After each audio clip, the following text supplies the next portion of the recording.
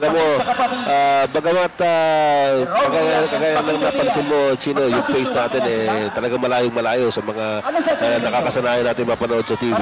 Makikita mo naman, mababanag mo sa mga mukha ng ating mga players dito.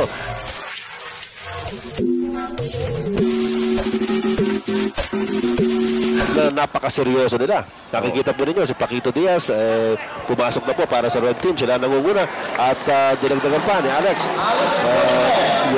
Talaga yan sapagkat cumulative ito. I-add yung mga score nila ngayon at saka sa susunod na laro at doon babasihan kung sino mananalo sa kanila. Romy Diaz binigay kay Dante Rivero. Open shot. Wala. At nakuha ni Bernard Atienza ang bola. Narito ngayon si Bala Iglesia. Binitawan ng bola. Nabitis niya. Dito Legaspi, follow-away jumper. Wala. Romy Diaz para sa rebound. Ang pinakamagulang sa bola, ang may hawak ng bola. At Romy Diaz, ginamit yung kanyang kagulangan. At yung sabi ng isang basketball player na magulang talaga. Ayun ng red laban sa Blue Squad. Bumabati na naman sa 11 puntos itong kalamangan looking at Lito Legaspi. Entran naman si Romy of the pass. Yes, ito, ang taas ng banda rin. Talagang larong legend yun dahil yung tumitira ng mga banda, yung mga legend yun. Marunong mag-basketball din yan. So alam mo, yung dugo nila talagang may blood ng mga nagbabasketball. Totoo yan. Romy Diaz setting up Eddie.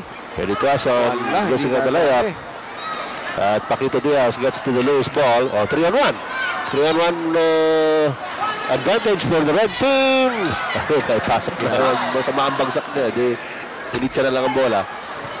Dito Legaspi, tama ng bola. Brandon Martinez for the final shot of the ball game. Ang final score po natin, 34 para sa Red Squad at 23 para sa ating Blue Squad ng Legends. Sila po ay magtatapat muli sa second day of competition. So, merong 11 puntos na kailangan malampasan ang Blue Squad kung gusto lang manalo dito sa series na ito. Ika nga, pagdating sa second day po ng ating labanan ng Legends, plus 11 ang Red Team. Opo.